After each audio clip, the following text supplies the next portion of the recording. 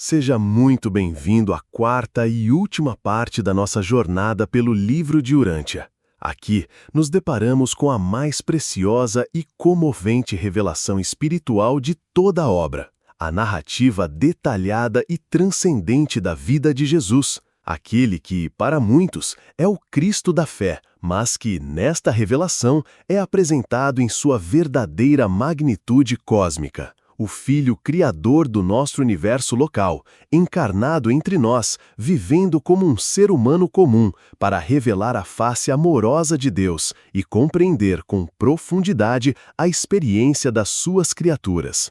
Esta sessão não é apenas um relato biográfico, é um retrato íntimo, espiritual e universal de um ser divino que escolheu viver entre os mortais, não como um rei, nem como um sacerdote, mas como um homem simples, com alegrias e dores, limites e escolhas, tudo para mostrar ao universo que Deus pode ser conhecido, amado e vivido, mesmo nos mundos materiais.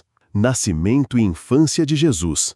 Jesus nasceu em Belém da Judéia, numa família judia humilde, durante o reinado de Herodes e o recenseamento decretado por César Augusto. Seu nome de nascimento era Josué ben José, mas ficou conhecido como Jesus de Nazaré. Desde cedo, sua vida já refletia um equilíbrio impressionante entre inteligência, sensibilidade espiritual e humildade genuína. Cresceu como uma criança normal, inserida na cultura judaica da época, vivenciando os ritos, os desafios e as alegrias de uma infância, em meio a uma sociedade opressora e marcada pela expectativa messiânica. Nada em sua infância foi mágico ou espetacular, mas tudo foi repleto de propósito. Desde pequeno, demonstrava uma sabedoria que surpreendia os mestres da lei e uma compaixão que tocava profundamente quem se aproximava dele.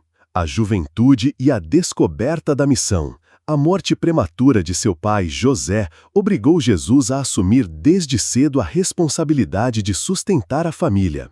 Ele trabalhou como carpinteiro, dedicando-se com dignidade ao ofício manual. Foi um jovem introspectivo, observador e estudioso. Lia as Escrituras, refletia sobre as verdades espirituais e, mais importante, observava o comportamento humano com um olhar de amor e misericórdia. Foi também durante esses anos de juventude que ele começou a tomar consciência plena de sua identidade divina. Não por revelações místicas, mas por um processo gradual, interior e profundo de autoconhecimento espiritual de autoconhecimento. Ele sabia que era o Filho do Altíssimo, mas escolheu viver com discrição, paciência e sabedoria. Seu amor pela humanidade crescia a cada dia, assim como sua empatia pelas dores humanas. As viagens de auto-outorga e o aperfeiçoamento da experiência humana. Antes de iniciar seu ministério público, Jesus realizou extensas viagens por diversas regiões do mundo conhecido. Passou pelo Egito, visitou cidades na Síria, conheceu a cultura grega e chegou até os arredores do Império Romano. Em cada lugar, ele aprendeu mais sobre os diversos modos de vida, religiões e tradições dos povos da terra. Não viajava para buscar sabedoria, pois já a possuía, mas para conhecer de perto as experiências humanas em toda a sua diversidade. Observou as injustiças, os sofrimentos e as buscas espirituais de diferentes povos. Conversou com filósofos, sacerdotes e homens simples. Absorveu em seu coração as angústias da humanidade. Essas vivências moldaram sua compreensão ainda mais compassiva e universal. O batismo e o início da vida pública. Aos 30 anos, Jesus foi batizado por João Batista no Rio Jordão. Foi um momento solene e decisivo. Não apenas para ele, mas para todo o universo local de Nébadon. Naquele instante, sua missão como Filho Criador encarnado foi publicamente reconhecida. Um marco espiritual que unificou o divino e o humano em um só ser. Após o batismo, retirou-se ao deserto para refletir e preparar-se interiormente. Enfrentou profundas tentações, não apenas pessoais, mas cósmicas, relacionadas à forma como exerceria sua soberania sobre o universo. Escolheu o caminho do amor, do serviço e da doação total. Ao retornar, deu início ao seu ministério com serenidade, autoridade moral e uma presença transformadora. A escolha dos apóstolos e o ministério do reino. Jesus escolheu 12 apóstolos entre homens simples, trabalhadores e de diferentes temperamentos. Com eles, viajou por vilas, aldeias e cidades, ensinando sobre o reino de Deus. Mas este reino não era político nem institucional. Era um estado de consciência espiritual, uma vivência interior baseada na filiação com Deus e na fraternidade universal. Ele não fundou religiões nem escreveu livros. Preferiu ensinar com gestos, parábolas e encontros pessoais. Sua mensagem era clara, mas profunda. Deus é nosso Pai e todos os seres humanos são irmãos. Essa verdade simples desafiava o formalismo religioso e o legalismo da época. Os ensinamentos de amor, verdade e liberdade. Jesus falava ao coração das pessoas. Suas parábolas revelavam as verdades eternas por meio de situações comuns. O semeador, o bom samaritano, o filho pródigo. Ele convidava a todos, independentemente da posição social, a viverem uma fé viva, uma espiritualidade genuína, sem mediadores e sem medo. Criticava os religiosos hipócritas, denunciava os abusos de poder e a distorção das verdades divinas. Ensinava que Deus não exige sacrifícios, nem castiga os pecadores, mas oferece perdão, cura e transformação. Sua proposta era libertadora: amar, servir, perdoar e confiar na providência do Pai Celestial. A rejeição, o sofrimento e a morte. Apesar de sua bondade e pureza, Jesus foi alvo de rejeição crescente por parte dos líderes religiosos e políticos da época. Sua presença incomodava os que dominavam pelo medo e pelo dogma. Foi traído por um dos seus, julgado injustamente e condenado à crucificação. No entanto, sua morte não foi um sacrifício exigido por um Deus irado, mas a consequência natural de uma vida fiel ao amor e à verdade. Mesmo na cruz, ele demonstrou compaixão ao perdoar seus algozes e consolar os que estavam ao seu lado. Sua morte selou o compromisso eterno com a humanidade. A ressurreição gloriosa e a vitória sobre a morte. 3 dias após sua morte, Jesus ressuscitou, não como um espectro ou ilusão, mas como uma manifestação viva da realidade espiritual superior. A ressurreição não foi apenas um evento milagroso, mas a prova definitiva de que a vida transcende a morte. Apareceu a seus apóstolos, amigos e discípulos em diferentes momentos e lugares. Consolou os corações partidos, fortaleceu os desanimados e renovou a fé daqueles que haviam perdido a esperança. Sua presença era serena, mas poderosa, revelando que a morte não tem a última palavra. A ascensão e o reino celestial. 40 dias depois da ressurreição, Jesus ascendeu aos céus diante dos seus seguidores. Retornou ao universo espiritual como o soberano de Nébadon, plenamente vitorioso em sua missão de auto-outorga. Foi recebido com honra e glória pelas hostes celestiais.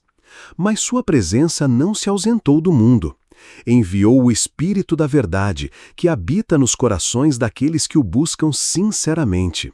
Hoje, ele continua reinando, não de um trono distante, mas através de cada alma que escolhe viver no amor, na verdade e na comunhão com Deus. A mensagem eterna para toda a humanidade. A vida de Jesus em Urântia é mais do que história, é a maior revelação de Deus ao homem e do homem a Deus. Ele mostrou que é possível viver com fé, dignidade e espiritualidade mesmo num mundo imperfeito. Seu evangelho não é uma doutrina rígida, mas uma experiência de transformação interior. Jesus é o caminho, a verdade e a vida, não como exclusividade religiosa, mas como realidade espiritual acessível a todos. Ele nos ensinou que Deus é amor e que amar é a única forma de conhecer verdadeiramente a Deus. Que sua vida continue iluminando os corações, despertando consciências e inspirando a jornada espiritual de toda a humanidade. E assim, amigos, chegamos ao fim de uma longa e deslumbrante jornada espiritual. O livro de Urântia, em sua vastidão, nos conduziu das alturas eternas do paraíso até os caminhos empoeirados da Galileia. Revelou-nos o coração de Deus, o destino da alma humana, o propósito do universo e a verdadeira história da Terra. Mais do que informações teológicas ou cosmológicas, este livro nos oferece uma nova visão da realidade, uma revelação cósmica, moral e profundamente pessoal.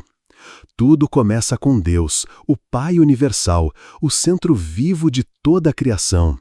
Ele não é um Deus distante, temível ou inatingível. É um Pai afetuoso que habita em cada alma através do seu fragmento divino, o ajustador do pensamento. Ele deseja apenas uma coisa: que cada ser inteligente do universo escolha livremente amá-lo, conhecê-lo e retornar a ele em perfeição. No paraíso eterno, Deus coexiste com o Filho eterno e o Espírito infinito, formando a Trindade divina. Juntos, eles sustentam um cosmos inimaginavelmente vasto, composto por bilhões de mundos organizados em 7 superuniversos, girando em torno de Avona, o universo central perfeito e eterno. Cada nível da criação tem uma função, um significado, e todos os seres estão unidos por uma verdade: o universo é um lar e cada criatura tem um lugar nele. Na parte 2, conhecemos os administradores espirituais, os filhos criadores, os Melquisedeques, os serafins, os guardiões do destino, os anciãos dos dias, todos trabalhando incansavelmente para guiar, proteger e elevar os mortais do tempo. Esses seres superiores não vivem para si mesmos, eles vivem para servir, e esse é o exemplo que se estende do paraíso até a terra. A verdadeira grandeza é o serviço amoroso. A parte 3 nos trouxe para casa, para Urântia, o nosso planeta. Descobrimos que a Terra tem uma longa história cósmica. Foi criada, planejada e povoada segundo os princípios do universo. A vida foi implantada por seres cósmicos, e a evolução humana foi guiada com paciência e precisão.